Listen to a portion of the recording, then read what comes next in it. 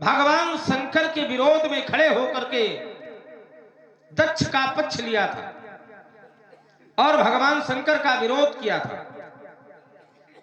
महात्मा भृगु ने भगवान शंकर का विरोध किया और दक्ष का पक्ष लिया। आज मिथिला में भगवान शंकर का धनुष टूटा तो भृगु जी के परम प्रिय नाती भगवान शंकर के पक्ष में खड़े हैं। बाबा जिनका विरोध करते रहे, नाती उन्हीं के पक्ष में खड़े हैं। हमें लग रहा है इनके घर में सामंजस्य नहीं है, समझ में नहीं आता किसका विरोध करना है, किसका समर्थन करना है।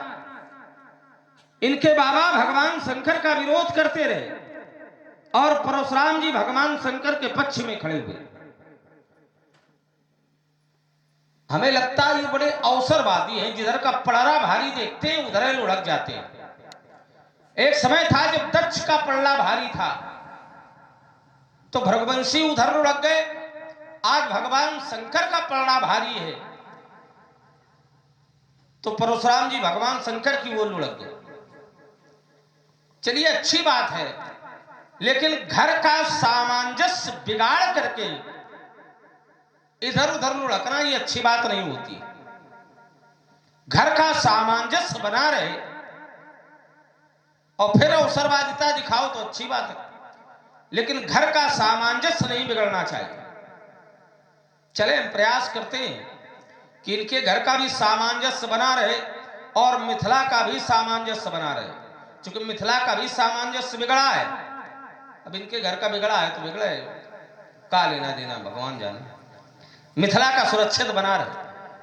हम प्रयास करेंगे, वो आप लोग विश्वास के साथ बैठे, हमारा प्रयास सफल होगा। उसे हैं बड़ी कुछ समय पंडित जी, महात्मन श्रद्धे आचार्य जी, गोसाई जी प्रणाम।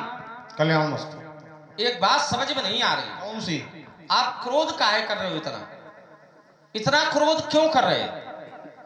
अच्छा, ये धनुष टूट गया है इसलिए संभव था।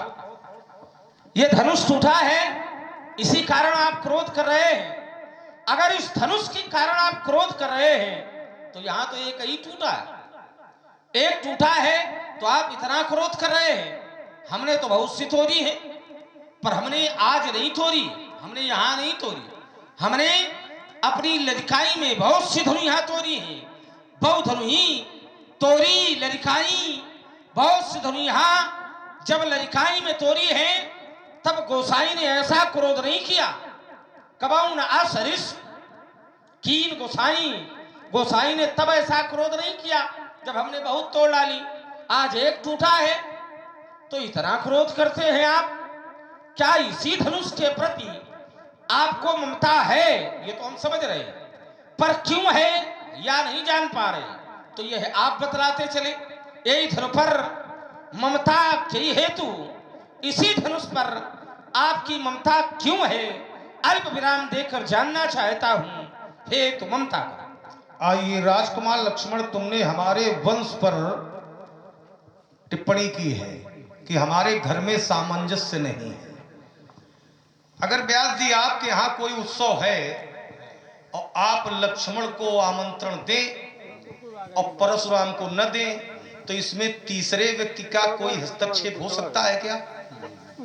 ये तो अपने अपने व्यवहार पर निर्भर करता है कि हमको किसके यहाँ निमंत्रण देना है और किसके यहाँ नहीं देना है। ये तो उसके व्यवहार पर निर्भर करता है। इसमें हमारे बाबा का कोई विरोध नहीं है कि आप भगवान शंकर को निमंत्रण न दो, विरोध नहीं है, क्योंकि ये उनका विषय बनता ही नहीं है।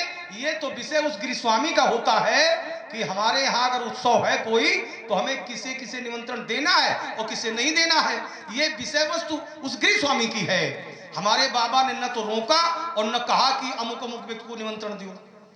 लेकिन अब तुमने हमारे वंश पर टिप्पणी की है, लेकिन तुम्हारे यहाँ जब झांक कर हम देखते हैं तो तुम्हारे यहाँ खुद सामंजस्य नहीं है, तुम स्वयं टिप्पणी कर रहे हो। अपना भवन यदि कांच का बना हो तो दूसरे के भवनों पर हमें पत्थर नहीं फेंकना चाहिए, क्योंकि कांच का बना है। हमारे भवन पर भी कोई पत्थर फेंक सकता है, इसलिए तुम्हारे यहाँ स्वयं सामंजस्य नहीं है।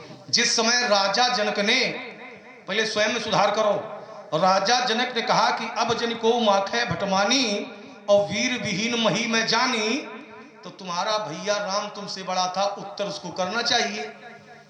उत्तर तुम कर रहे हो, उत्तर तुम कर रहे हो। फिर उसने रोका।